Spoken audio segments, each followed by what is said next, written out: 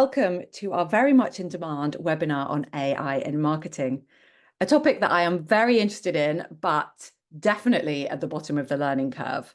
So being an absolute laggard in this, I'm delighted to welcome 4 early adopters in this space to share some of their tips on how we as marketers can cut through the noise and make the most out of the plethora of AI tools out there.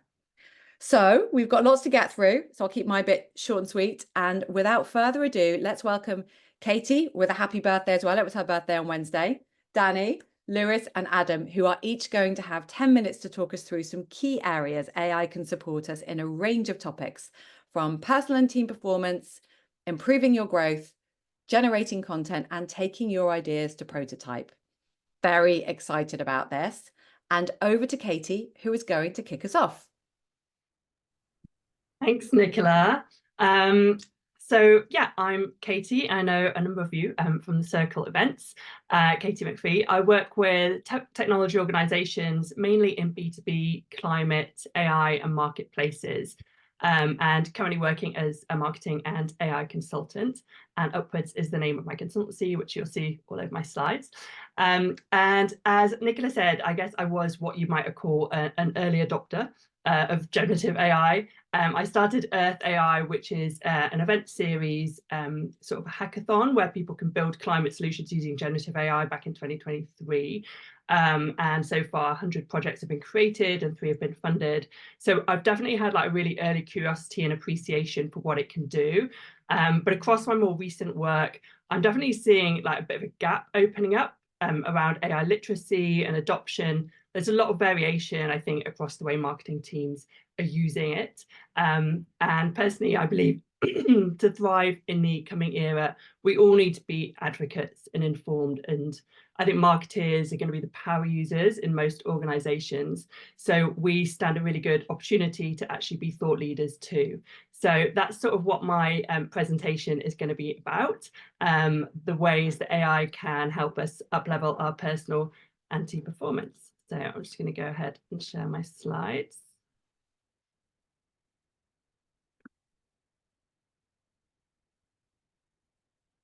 Cool. Yeah, so can you still see that? Yes. So anyone who's been to a lot of AI events will have seen this quote, which is that AI is like teenage sex. Everyone's talking about it. A few people are doing it, and those who are doing it are usually doing it badly. This is actually said by Dan Ariely, the behavioral psychologist, about big data, but it seems to have been adopted and talked about AI. And I think this is a fairly good analogy for where a lot of organizations are at. And I think it's important to sort of set the scene because I guess where we're all sort of busy trying to upskill, I think the truth is that we're still so early that there isn't necessarily like a blueprint right now while everyone's figuring it out. So yeah, 4 ways I'm going to talk about using generative AI to improve performance are around using custom GPTs to sharpen strategy, effective project management, high converting messaging, and building your own team of personal assistants. So Nicola asked me to talk about this because she spotted a custom GPT prompt that I added in Danny and Harry's newsletter last week, which was around marketing prioritization tracker. So I've been using custom GPTs to really help with kind of just regular sort of strategic tasks. And I've been experimenting with building and just seeing to what degree they can really help me speed up my work and make kind of routine tasks much quicker. And some of the use cases which I'm really seeing a lot of potential around are for, like prioritization's a really great example. You can make a custom GPT that it asks you questions like every time you try and enter something in to really like force that prioritization. I'm using one around ICP targeting as well, which just means that you can use this custom GPT, add more data as you have it. And it just means that instead of going to the LLM and giving it a fresh prompt every time, it's really building knowledge and context to make it a much more usable tool in your day-to-day. So that's number 1. Something else that I've been doing quite a lot is mining the rich amount of customer data that most organizations have. Actually, I don't mean like data, I mean insights. Yeah, don't fire me or report me to compliance. The insights that we all have around customer interviews, whether it's like sales, whether it's gong recordings. Actually, with one client that I was a fractional CMO at, they had a bunch of like video customer testimonials, but they'd never actually used these to inform their value prop or to feed into the messaging. And it was like you have these two silos where we've got all of these customer insights, but actually with generative AI, we can start feeding in whether it's a video transcript, whether it's an audio recording, and actually using these. And if we give it like a really targeted prompt, like requesting messaging or even a messaging framework that reflects the way that our customers are talking about their problems, then we start to get much clearer customer messaging and sort of that problem solution alignment. So that's something that I think every marketeer has the access to, is some form of insights. And actually with one client, I even like interviewed some of the customer facing team to get an even sort of deeper level of the problem to be able to feed in here. So yeah, I think this is really just the tip of the iceberg of how we can all start to better reflect what our customers are saying. And then project management. I don't know how many people here are using the project functionality, whether it's ChatGPT. I've got Gemini here as well, and Claude. They all have this capability of creating a project to manage project work. And if you're consulting, like this is awesome. But also if you're working in an organization, you've got different campaigns or projects going on. Again, it's the same notion as like a custom GPT. You don't have to prompt it each time when you've created a project. It collects knowledge, it collects data, and it will give you much more specific and tailored responses when you're working out of a project. And then my final tip is around your own team of personal assistants for personal life. And Ilan, you were mentioning about family life just before. I actually use this for meal planning. I have a project sort of updating. I have fussy eaters at home, and yeah, using it to sort of help with like meal prompting and shopping lists is really great. Perplexity is another really great source of recipes as well. And I also have a GPT around my own health and fitness, really trying to get fit this year. And yeah, I'm using it, sort of giving it insights and trying to get that more sort of tailored response and tips to amp up my life with AI. So they were my contributions. There's an ebook here at this link which Nicola is going to share later as well, if anyone would like some further reading. But yeah, back to you, Nicola. Katie, there are a couple of questions. Yeah. So one is, does this require the paid version? So if you want to create your custom GPTs, then yes, I believe that is the paid version. But actually, they seem to be changing the packages and as the models change. So I'd need to go back and double check. But yeah, the last time I checked, you needed a paid version to be able to create the custom ones. And the same with Claude as well. And another question from Simon is, have you seen a tool that lets you use video as input versus transcripts? Simon, I don't know if you want to elaborate on that at all. Yeah, it's easy. The transcript stuff's easy, but often when you've got a video, not so easy. You just want to drop it all in. I use Notebook LM quite a lot, and you can drop in most things, but you can't throw everything in there. So that's why I'd like to be able to put anything like video as an example. So when I was doing this from videos just before Christmas, you couldn't. So I used TurboScribe, and what you can do is like turn your video into a transcript on that. It's got a really good free package, and nice. Then upload the transcript. But I believe that DeepSeek has, if not an image, if not a video, but then definitely like an image to text capability. So I think if they can't today, I'm sure they will tomorrow. Nice, thank you. Simon, actually, I can add on that because I'm going to show an example on that. But you can also use like Whisper AI, the API, to just listen to the videos and get the transcript as well. Or just upload them on YouTube, and now YouTube just automatically gets that for you, even if you just put them in private. Ooh. There's some great, Raf, I don't know if you're happy to come off mute, but you've just added some great stuff in the chat as well. Sorry, yeah, can you guys hear me? Yeah, perfect. Yeah. Oh, my camera is not. Why is it not turning on? Yeah, basically. So I use Magic Whisper for transcriptions. Any video, any MP3, it's all local on your computer as well, and it's like super fast. So you don't even need a website or subscription or anything. It's fantastic. It basically uses the open source OpenAI Whisper model. And then for videos as well, you can upload videos into Gemini as well, aistudio.google.com.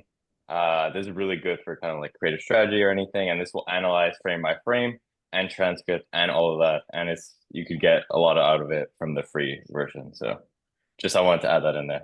That's great. Raf, just while I've got you, it really helps me when I understand like scenarios where you might use that. Can you give us an example of how you've used Magic Whisper? Cool. So there's a couple different ones. Let's say I have a Facebook ad. I want to get the transcription to make more videos like that. I'll download the video. I could put the MP4 straight into Magic Whisper and it'll just extract the transcript from it. So doing that. Also, if I have any like even Zoom recordings, for example, or any meetings, I can also that's recorded. I can also put that into Magic Whisper. There's like no limit and it's super quick. And then I also will have, for example, any like demo calls I do. I use this other tool called Fathom, which also does the transcription as well.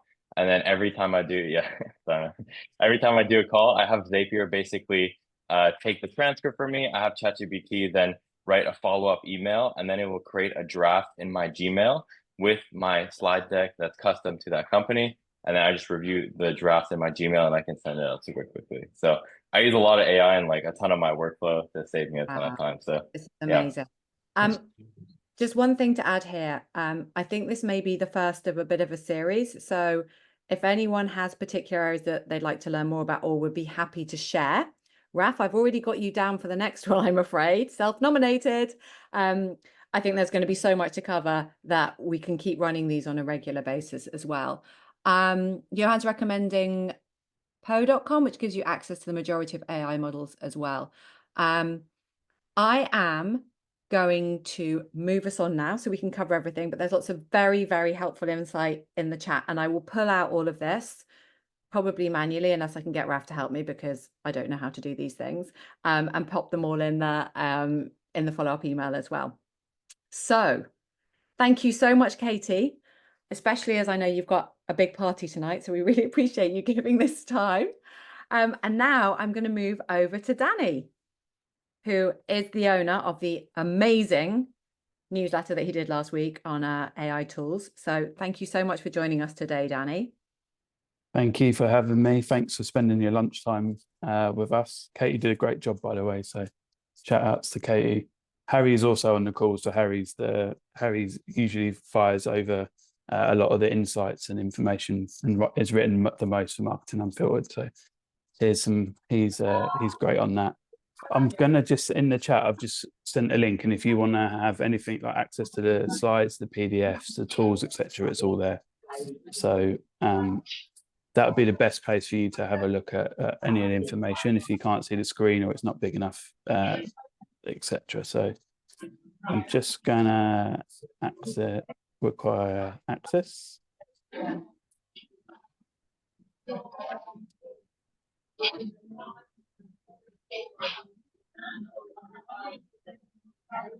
You can all see that, right? Yeah, great. So just a little recap, because there's some people who are obviously much more of an expert versus some of us. I'm far from an expert, but I've played with it quite a lot, and I find it quite useful to teach what I've learned. So here's a few sort of runways. So we're basically at the crawl stage as opposed to the like the walk or the run phase. What I think, to summarize what a lot of people are at and looking at a lot of the feedback, is people have started to dabble with tools, some more than others, but we're at this stage where we're pre-agent based, but we're really learning what the tools do and they don't do, and some of the issues that we might be encountering. So I kind of say to people, it's like learning a new language. So things that you and your teams have likely sort of experienced or experience in is, you're probably doing a lot around rankings, automation, around the recommendations. So in SEMrush, etc. There's a lot around content creation or curation. Most of us has probably dabbled with Grammarly. So we've had that for many years. There's content editing like CapCut. There's a load of tools that we use all the time. And a lot of you probably use PMax or have been connected to Performance Max. So there's a lot in there that we've already used. But what I'm finding a lot of the time is people don't realize that they're using AI, and that's kind of the world we're moving towards. So what I'd say is a lot of people and savvy people around there. So as I said in that newsletter last week and like reviewing it, we've done a lot around improving writing or reducing some of the communication that we're doing and actually summarizing it really well. We're organizing data pretty well. We're creating images, we're surfacing insights, we're spotting trends quite well. And then what a lot of people aren't using but can use it for is around connecting with colleagues. So I actually think AI is going to do a great job for a lot of people on that. But today I'm going to just surface and have a look at surfacing insights and some of the data, some more growth-based work, and then spotting some trends and trying to help you in that sort of area. So when I've been talking to different leaders, whether that's coaching, consulting, or advising, most people don't really care about the top of funnel, but they're caring more and more the further down they go. So in and around performance marketing, the underperforming channels, and retention. So the way I sort of explain it and I go through it is, AI is enabling us and unlocking like a lot of improved quality. But what a lot of people are using for is the quantity of output. And I don't actually think over time that's going to be really useful in the world we're going in. I think people should be building their own tools on top of AI. And I think it's going to be really helpful for that. There's a lot of improving knowledge sharing. I think what the sort of core area a lot of us will probably benefit from is around bringing marketing closer to growth, closer to product, and closer to finance. And then I actually think it's going to help a lot of specialists become more generalists. And I think that's something that an area that org design, we're kind of lost a little bit in the performance first world that a lot of us operate in. So if you want any of the prompts, I'll put it in the chat anyway. But if you want to jump in, you can have a look at all the prompts now. So just dannydenhard.com/free101, and you can jump in and you can have a look through or scan the QR code. So the way I like to think of it at the moment is AI is basically, it gives us time, but there's a trust and truth issue, and there's going to be for a long time. So whether we input our own data or we trust third-party data, it's just something to really call out and understand at this point. So the reason why I say we're going from doing to reviewing is at the moment we do a lot of the work and we've got teams that do a lot of the work, but actually once we start getting familiar with prompts and confident, we're actually going to be reviewing the output and then optimizing on top.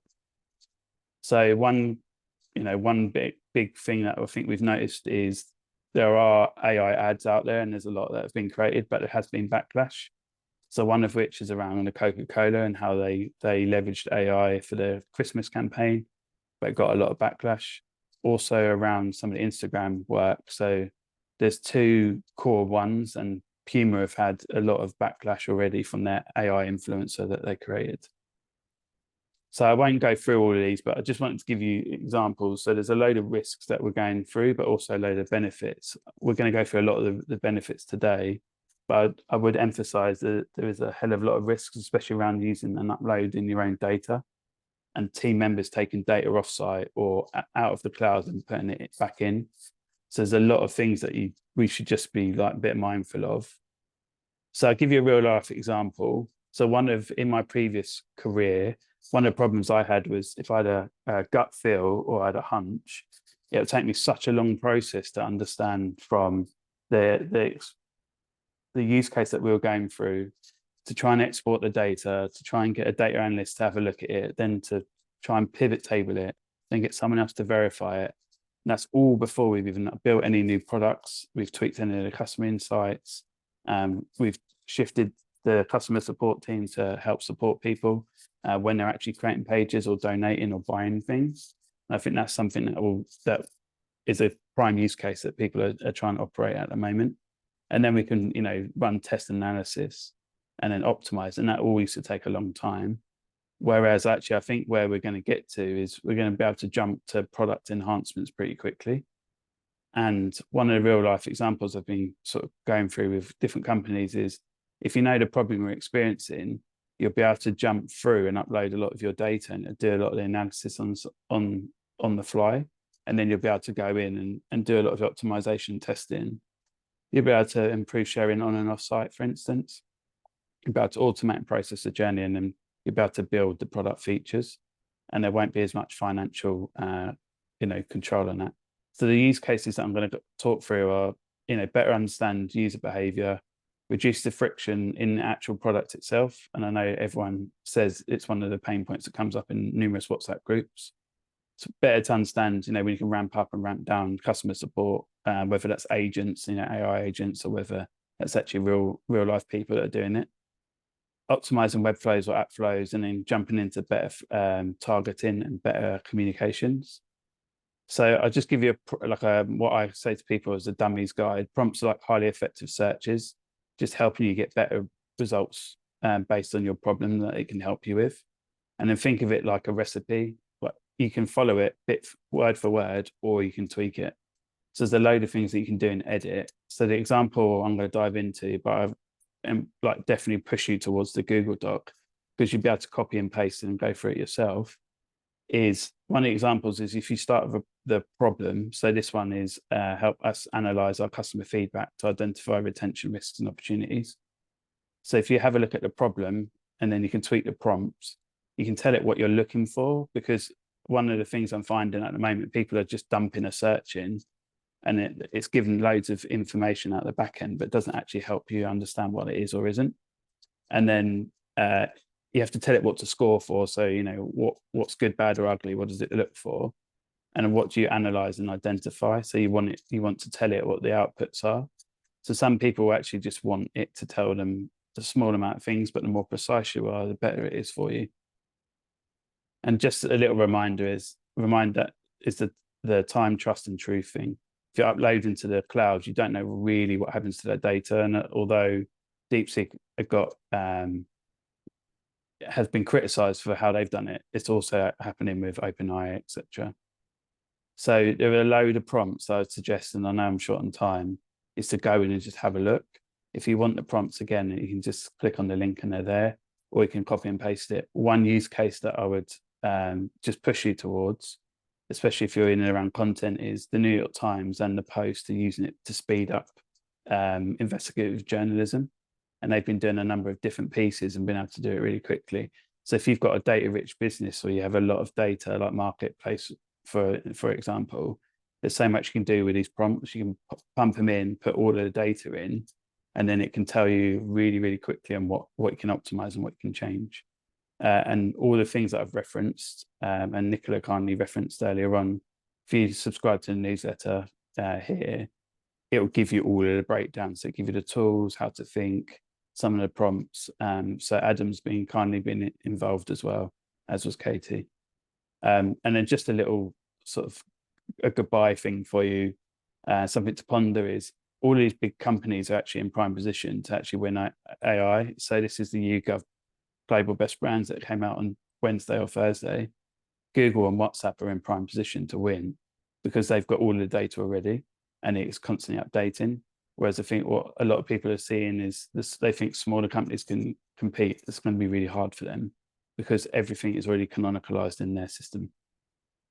So if you've got any questions, let me know, or if you want to contact me, definitely do so. Danny, can I ask a couple of questions? And thank you so much. That was amazing. Sure. And so generous with what you're sharing here. I know a little bit of this has been answered in chat, but just so everyone can be aware, what tools allow you to work in a private space and not add your or your clients' confidential information to the public AI collective knowledge? You just referenced that very briefly, but can you talk us a little bit, talk us through how we can make sure that our insights and what we're sharing remains private? So a lot of them you can actually download and have, if you've got a good quality server, or you've got a good quality computer, you can actually run a lot of them locally. Luis is probably going to cover some of that, and he can really dive into tools. He's the expert, really. So DeepSeek, you can do it. A lot of the times you can build private instances that don't don't send the data up to the cloud. So if you look for any of the major tools, they tend not to send it up to the cloud, or you can build very specific instances. So you can do it with Mac Minis, we can do it with Raspberry Pis, or if you've got a half decent MacBook, you can run it locally and it won't go up to the cloud. DeepSeek does it as well. So anything that's a big player will have safety measures in place. Great. And if we have time at the end, we might have to have a little discussion about DeepSeek. I've got 2 more quick questions. You talk about how your team might be using it. I know you do a lot of coaching work, both with marketing leaders, but also with their teams. Any tips on how to educate and enable your teams in using AI? I would say that one approach I've recommended recently is if you all get in a room and then you all list out all the problems that you're going through, and then you start breaking them down and attempting to go through it. Once you have a list of the problems, then reach out to someone like Katie or Adam or even Luis. I don't know if he offers that now. But if you reach out and then you can basically work through the problems one by one, the better the prompts, the better the results tend to be. So that a good prompt is really, really long. It looks like a long blog post, tentatively. So I would suggest reaching out to someone who can really help you, or sort of stumbling across it yourself. A lot of people in performance have had to dive into AI tools already. So if you've got access to a team or a group of individuals, I'd really say leverage the team first, but then definitely look for an external consultant. So have an AI champion in your team who's maybe responsible for doing this. And I definitely need an AI coach in my life as well. And last question, what do you think is the most common mistake people make when doing prompts? Not being specific enough. So you're kind of, if it's too broad, you can get a very broad answer. If you can be as specific as possible and say what your metrics or your goals are, it can understand that and infer that from the data. One thing I've learned by playing with a lot of the tools is if you've got an empty field, or you've got in a spreadsheet or sheets, or you've got you don't really have great headers and they're too ambiguous, it can struggle with it. So be as precise as possible. And if you've got any field that's is like null or zero, like is blank, put a 0 in it, or put something in there, because that just improves the ability for the AI to read the query and pull an answer out. So no fluffiness, please. Thank you so much, Danny. That was amazing. Lots of lovely feedback as well in the chat. And now we are going to flip over to Lewis. Hey everyone, Danny and Katie, great presentation. Just to give you a quick background, I'm a co-founder of Scale It, who was a performance marketing agency. But I think 2 years ago, I started together with my twin brother a newsletter called the AI Break, because we're already applying a lot of AI in our own business. I think at home also people couldn't hear about ChatGPT anymore, so we started writing about it, and we grew to a community of around like 75,000 people at the moment. And just been, I think, kind of getting more and more involved into the AI space. Today, I don't have slides, but I actually want to show you guys live a workflow that I use to create content. A lot of the questions that I get is how can I speed up my content process? How can I create content? And even if it's for yourself or for your company and your teams, I'm just going to show you, I'm going to share my screen and I'm going to show you like a workflow that I use.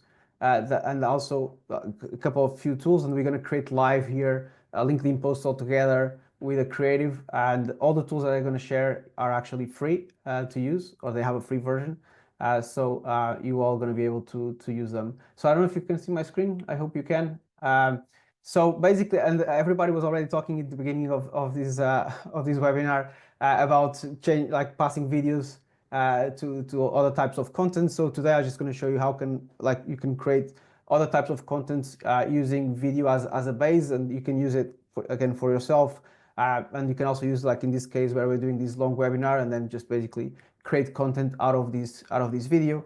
I'm going to show you 2 workflows. So the first one here, so imagine I want to talk about DeepSeek. Everybody's talking about DeepSeek and what happened with the market. I use two things you can do, and already people were talking about it. But the first thing is I just use a Chrome extension, like YouTube transcript generator. You basically get the entire transcript of the video. You can copy, and we can then go to our AI that's used, and we're going to go there in a second. And the second tool that is also free that people already mentioned in the chat, which is Notebook LM.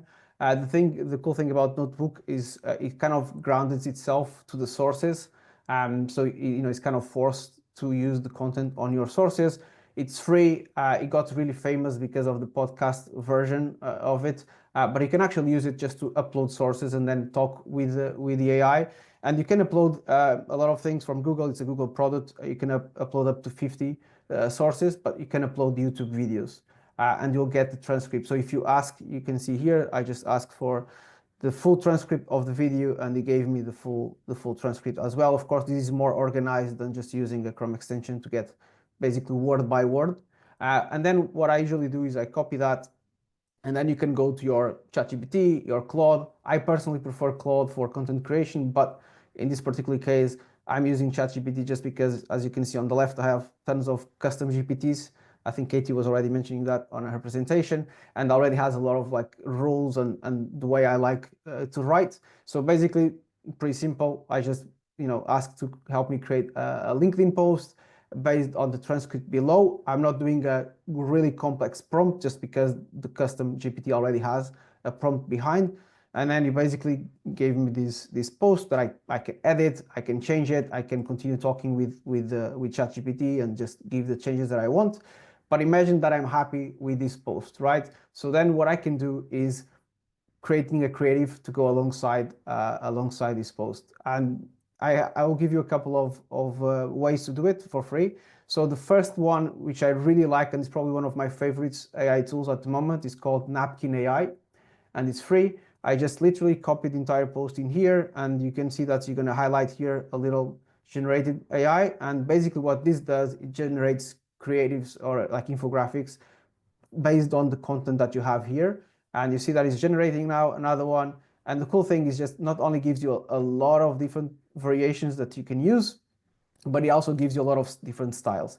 And it's all customizable. So if you don't like this copy here, you can edit in here. You see, you can edit these, you can edit all the icons, and then you literally just can export, download, and you have a visual for your newsletter, for your LinkedIn post. You can also just select one phrase. For example, imagine I just want this, and you can also just generate like an infographic or a visual just on a specific part of the content. Again, it's quite useful and it's free for now, so use it. And you can basically edit everything, which is super helpful, and you can just download it and just use it.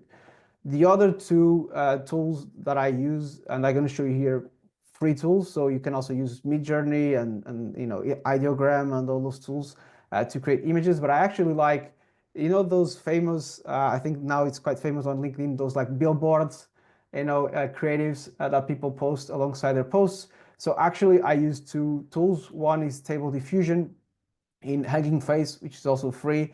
If you don't know, please explore, because Hugging Face has a lot of spaces where you can try a lot of AI for free. So basically, this one is pretty good, I would say, with converting text to image, so it doesn't give a lot of mistakes in the text.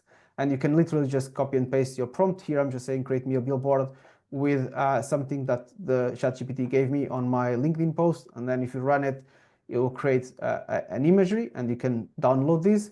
And I think my favorite one that a lot of people don't realize it has that capability is actually X or Twitter with their Grok, which is also free. You can use, of course, the paid version has a lot more usability, but the free version can also allow you to create image. And before, they were actually using Flux Pro, which is one of the best, I would say, models for AI generation. But now they have their own, which is called Aurora, but it's still pretty good. And it's actually, if you do the same prompt, I just did the exact same prompt, and you can see it's a bit more realistic and also doesn't do a lot of mistakes in text.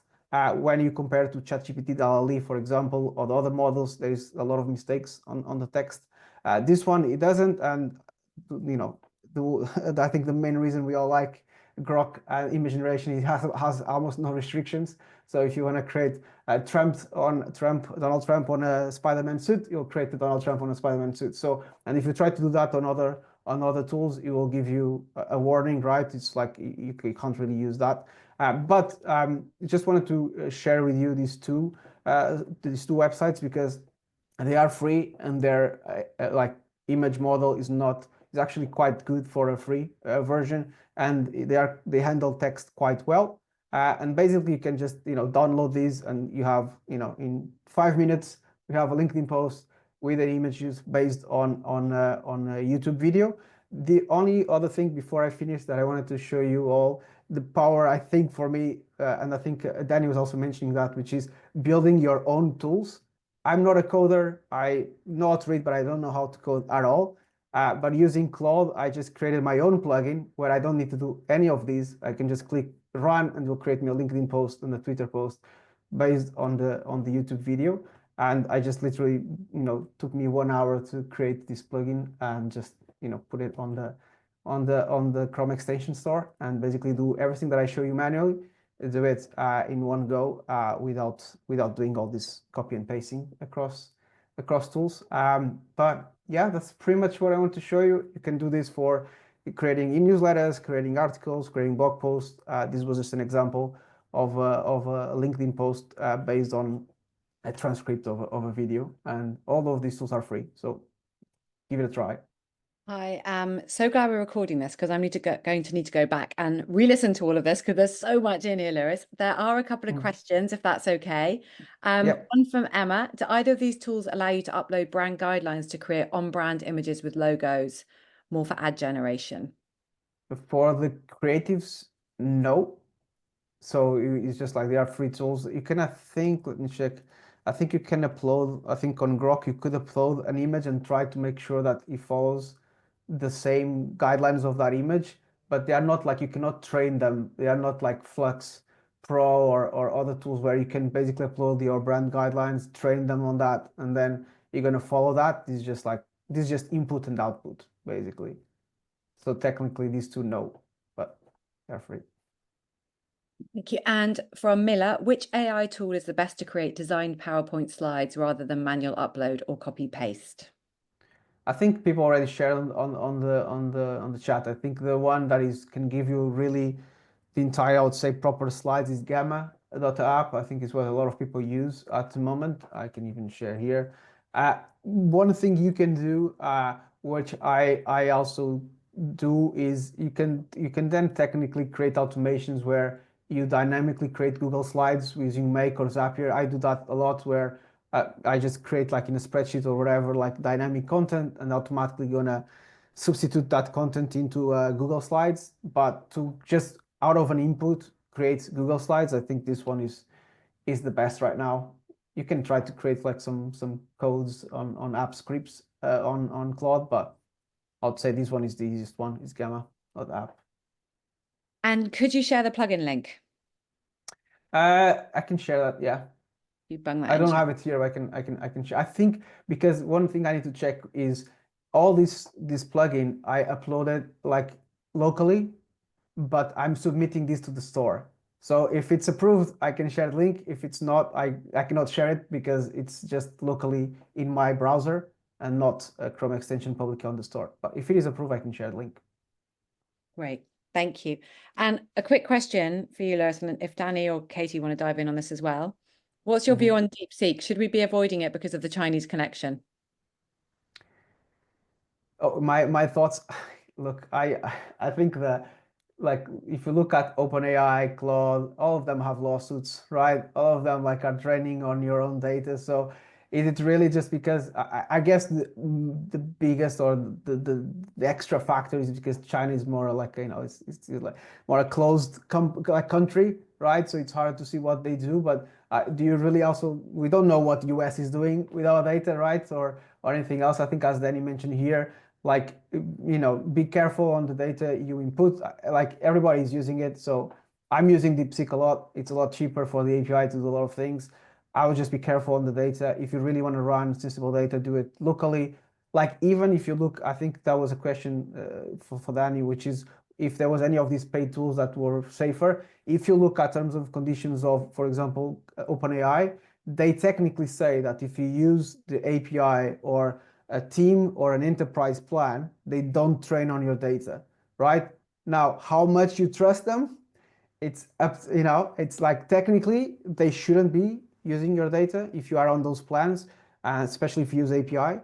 Claude is the same thing, but is how much do you trust these companies to, like, not be, they say they don't use it, but then they get a lawsuit from New York Times and all those guys. So I would still run it locally if you really want to be safe. But let's be honest, like they can scrape your data anyway, right?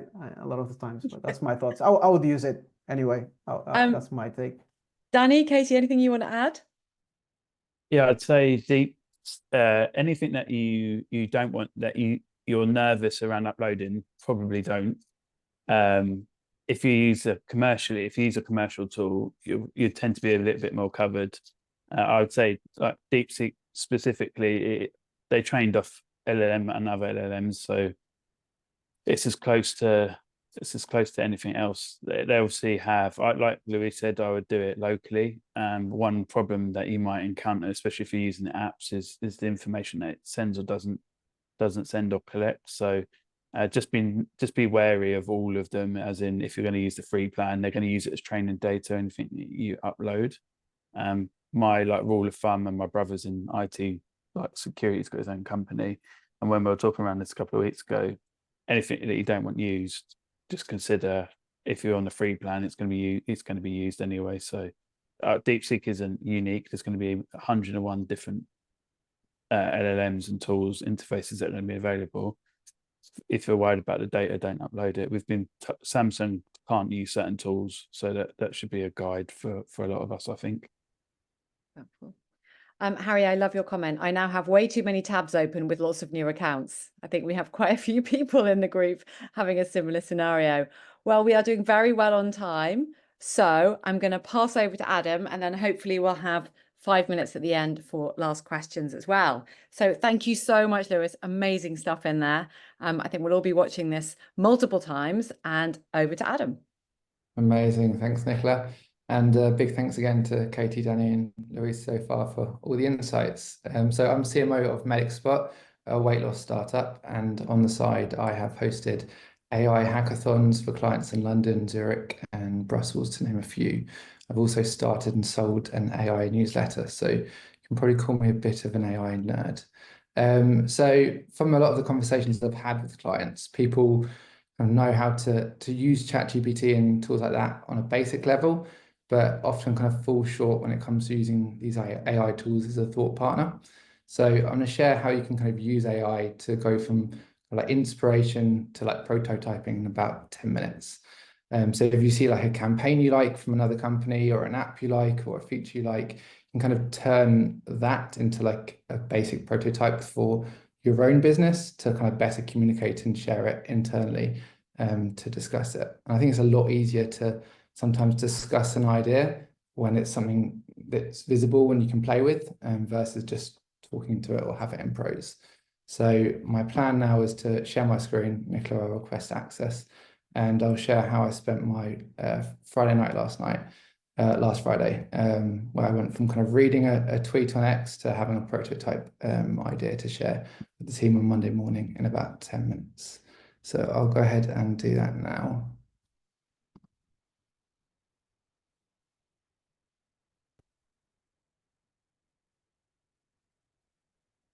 Okay, can everyone see my screen? Fantastic. So not sure if everyone's familiar with Nikita Beer, if that's how you say his name, but the guy's a bit of a genius when it comes to social apps. He kind of created TBH, sold that to Facebook, stayed there and did nothing for 4 years, repeated it for gas, and then sold it to Discord. So he did a really interesting tweet last week around Death Clock, which is an AI-powered longevity app that he has helped advise. So kind of I was reading the tweet, kind of looking at all the things he's done with it, and kind of naively think to myself, oh, well, he's done that. Maybe I can do a similar really cool viral idea for weight loss. So at Medicspot, we sell kind of GLP-1 medication and kind of broader weight loss programs. And I was trying to think, how can we get more people at top of funnel by creating an app that can help with both kind of top of funnel, but also with retention for our own patients as well. So what I did is just plug and play his tweets here. Nikita Beer said this on X, copy and paste it in, and then the task to ChatGPT. You are Nikita Beer, so putting it ChatGPT to kind of wear his hat. AI know ChatGPT AI, they know who kind of all these famous figures are, and I'm basically trying to get ChatGPT to kind of put on that creative virality kind of founder hat on, and saying that you're tasked to come up with a viral app idea for Medicspot's weight loss program. You need to start with 5 audacious app concepts, and then I kind of typically always use this little prompt at the end, which is take a deep breath and work on this step by step, which sounds a bit strange, but the point of it is to not get it to rush out and give me the first thing it thinks of, but actually kind of consider this and kind of be a bit more strategic in the things it comes back with.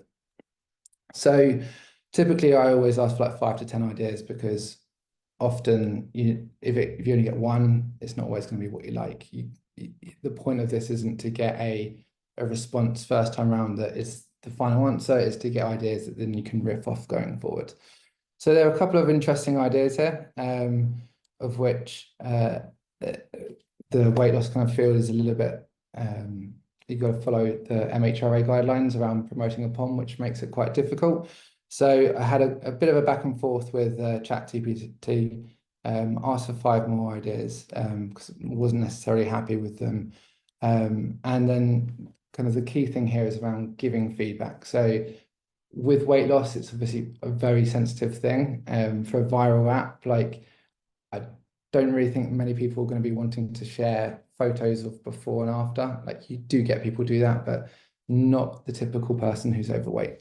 So again, go back to ChatGPT, reminds them that it's Nikita, and come up with 10 more ideas. So having a bit of a back and forth, again, the speed of the responses here are phenomenal at the moment now. And I basically said, look, I like these ideas, 10, 3, and 5. And so can you kind of expand on these concepts in more detail, critically analyze them for their flaws? How can this be addressed going forward? So I've got a bit more kind of detail on each one, kind of set, with flaws, challenges for each app idea, why it could work, etc., etc. So I've kind of narrowed it down to the final 3 that I like.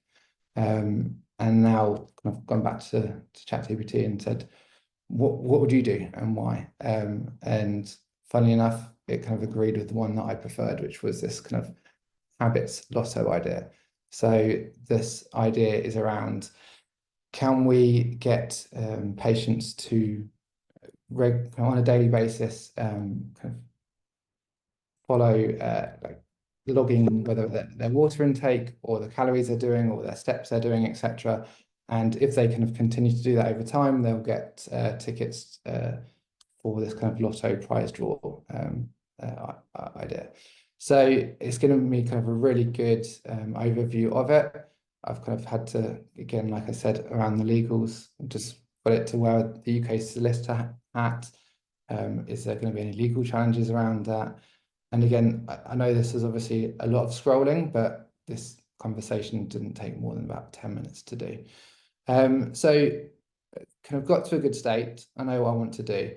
I've said that it's passed our kind of legal and commercial review. Now, can you write the whole kind of product concept and go-to-market strategy, given it the format that I want, which is this kind of Amazon 6-pager format. And again, I've got all of this, and this is fantastic for me to read, build off, and I've got kind of I could, if I wanted to have it in a document format, I could go and put it in a document format and share that with the team. But because this is an app, I think it would be a good idea to actually share this into something that can be played around with. People can actually test it out and visualize it. Yes, it's not a final state by any means, shape, or form, but it gives people the chance to actually build on that idea themselves. So I've said I need to write a prompt for Claude to create an app for me. The prompt needs to detail my entire product strategy and offer detailed product specs. So it's gone ahead and actually written the prompt for me. And this is actually something I really like to do, which is getting ChatGPT or Claude to actually write the prompt for me, because it's able to do that much better than I can. So I essentially just copied and pasted this entire prompt that ChatGPT did, and stuck it in Claude. And had a bit of a back and forth because it creates an app basically that you can play with, and I'll share that in a second. And I can just go back and forth and say, actually add this feature, change this. And all of a sudden I've got myself a little web app that is a lot easier for me to kind of share the concept, share the idea with the team. So a patient can kind of log into the Habit Lotto app. They can log the glass of water for every glass that they have for that day, can make this kind of confetti on the screen. Again, recognize that that's not beautifully designed, but the point of it is to convey the idea. They'd be able to kind of see all of the prizes that are available. There's a weekly draw, a monthly draw, quarterly draw, and for completing their habits, they'll get a certain amount of tickets that they can then apply those tickets to a specific draw. So this is just kind of an idea, but it's a much easier and more effective way to go from getting inspiration from other people in adjacent industries, whatever else it might be, whether it be campaigns, features, app ideas themselves, and then very quickly applying that to your business, and then having something tangible that you can share with your team, and kind of discuss, riff off, and go forward from there. Any questions? Oh my word. There's a question from Eamon. I'm just reeling from all this incredible insight. I think there might be a little AI Sunday for me coming up. Is Claude generally thought to be better at code?